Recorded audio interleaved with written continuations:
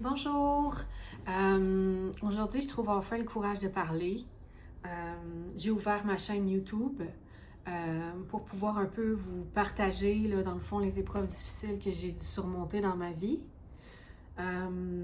avec l'aide, entre autres, de la spiritualité. Puis je vais en parler ça sur ma chaîne.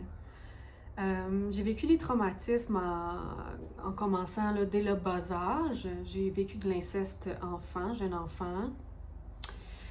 J'ai vécu de l'intimidation, j'ai vécu du cyber-grooming en ligne. Du cyber-grooming, c'est-à-dire que un homme se fait passer pour un adolescent, puis il bâtit une relation sur 1 an, 2 ans pour pouvoir, à un moment donné, profiter de la jeune femme que j'étais, l'adolescente que j'étais. Ensuite, il y a eu la consommation de drogue et d'alcool qui me servait à me médicamenter à l'époque, m'auto-médicamenter. Ensuite, il y a eu la rencontre d'une personne dans ma vie qui va changer le cours des choses pour moi là, dans ma vie. Ensuite, il y a eu la prostitution. Il y a eu ensuite l'exploitation sexuelle.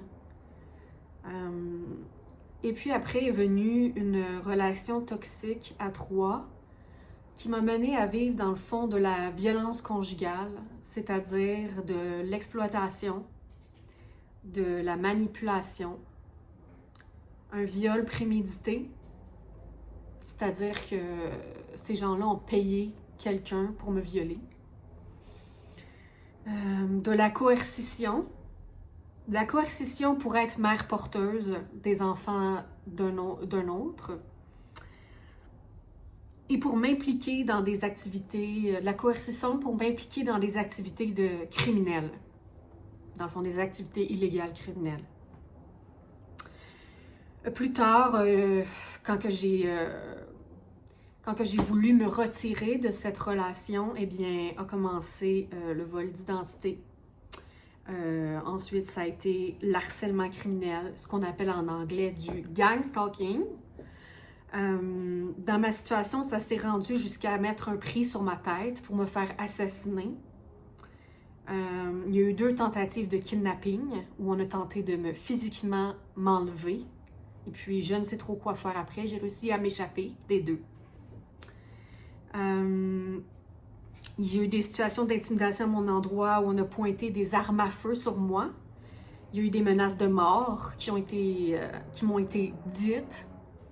J'ai été surveillée et cyber-surveillée 24 heures sur 24 pendant plusieurs années. Puis là, je vous dis, bien entendu, là, j'en passe et j'en passe. Fait que c'est ça, comme je vous disais au départ, là, j'ai trouvé le courage aujourd'hui d'ouvrir là-dessus, parler du négatif, mais pas seulement du négatif. Oui, j'en ressens le besoin de parler de ce qui s'est passé dans ma vie, mais de ce qui m'a amené à pouvoir découvrir ma spiritualité, découvrir l'art, découvrir des moyens de me guérir moi-même. Excusez-moi, ça me rend émotive. Donc, c'est ce que je vais parler à travers ma chaîne, puis j'espère que ça va vous intéresser. Puis, je vous souhaite une bonne journée.